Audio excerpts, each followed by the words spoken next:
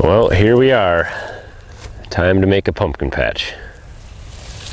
So we have this patch of hayfield here where you can see, you know, this is the majority of the field out here, and it just kind of, it's a big bump that goes in. It makes it really hard to cut through here with the sickle bar on the curve, and baling and raking and all that stuff. It just messes this field up. So I wanted to square the field off so I can come right by here and have a nice straight shot for cutting and things like that for the majority of the hayfield.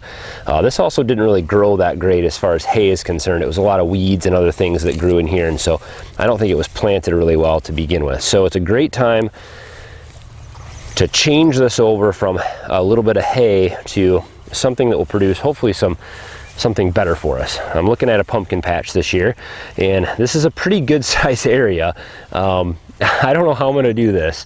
I'm not sure exactly how well this is going to work, but I'm going to try to till this whole entire plot in with this small walk behind tiller.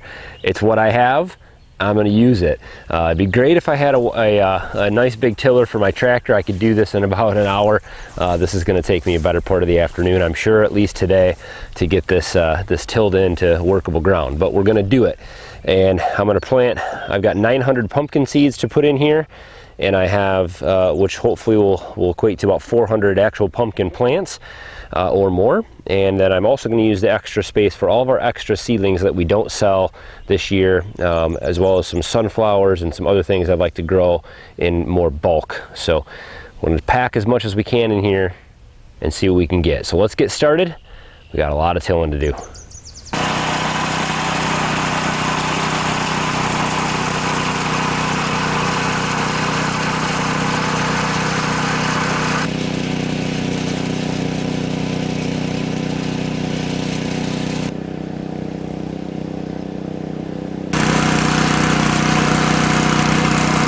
Well, progress is being made.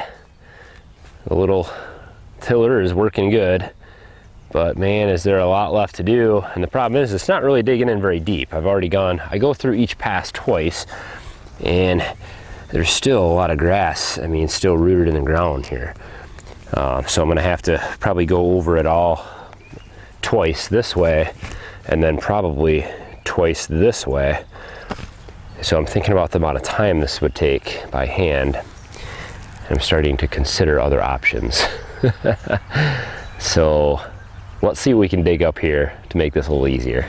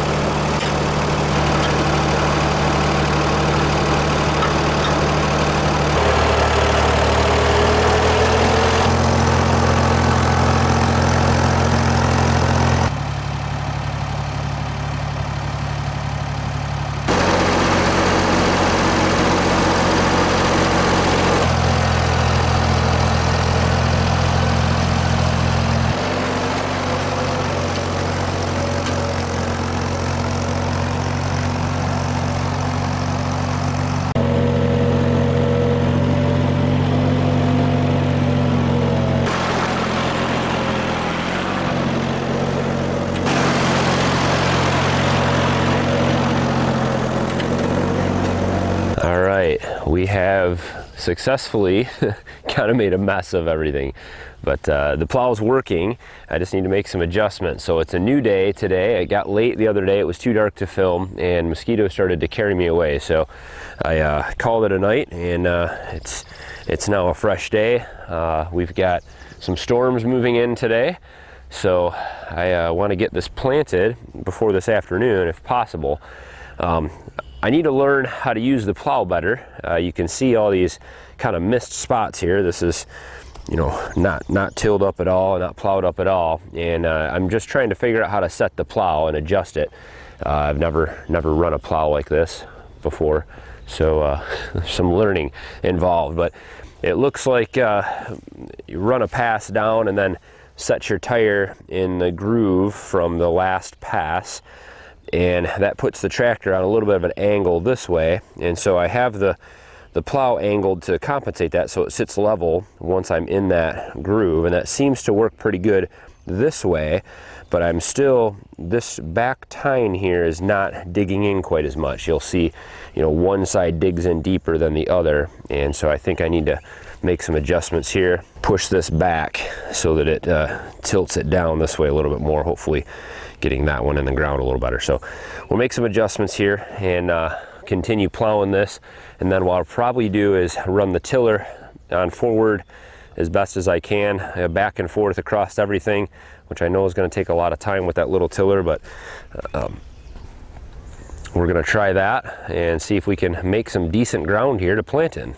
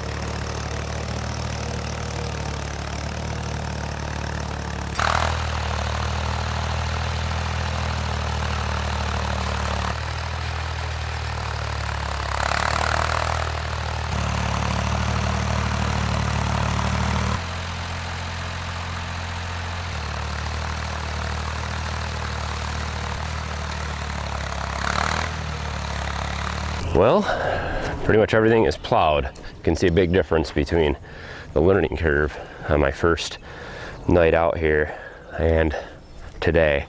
This is how it all should have looked. Much more turned over, much deeper, and much more consistent. So it worked a lot better once I made those adjustments rather than this. So I may, it's hard to run the plow through a second time after you've already plowed, because you're packing down, you know, what you've already plowed, and it's not level, and it's just a little trickier. So I don't think I'm going to re-plow this. I think what I'm going to do is just try to run the tiller through here. I'm hoping that since I have loosened everything up, that I'll be able to run the tiller through here and just kind of level things out. So I won't put it on real deep, but it will just kind of level things out and just make it so I can plant. It's looking very gray, but no sign of storms yet. So hopefully we can get this done in the next 4 hours or so. We'll see.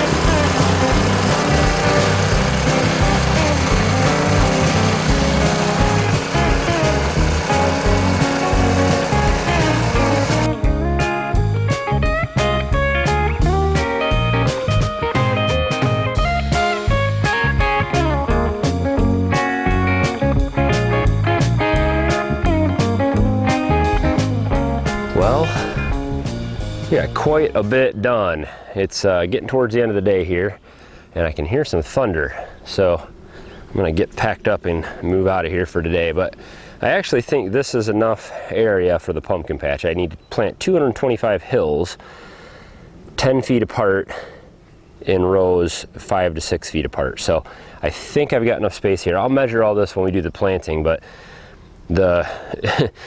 funny enough, the part where I plowed better is really horrible to try to get that tiller through. It's so deep and so rutted out. So I think what I'm gonna do, I have a little disc. It's a really small disc. What I might do is come out here another day and just disc this thing up with that little tiny disc. And I know it'll pack it down, but at least I could use that to just break this back up, and then I can run the tiller over it easier. But this turned out really well. The tiller actually, that thing, I tell you what, that little Cub Cadet, man, it does a great job. So got the grass out of there, and we tilled up about 4 inches. So this will be perfect for our pumpkin patch. Well, I'll tell you what, it's been a long day out here, and this is not the right equipment for this job, but it is what I have, and I'm thankful for the things that God has blessed us with here. I'm not, you know, there's always something new to buy. There's always a new attachment. There's always something. I'm sure there's people I could borrow things from, but sometimes you just have to be thankful for the things you have and just get to work. And you know, although this took a lot of extra time, where if I had the right equipment, it would have been quicker. I learned a lot doing this, and we'll get better next year. You know, I can look for those implements. Now I know what I need to do something like this, and I can really, you know, keep my eyes open on Craigslist and auctions and stuff like that and find a good deal, so I'm not in a hurry to get something. But I'll tell you what, this little Cub Cadet, a big thank you to my father who let me use this kind of a long term.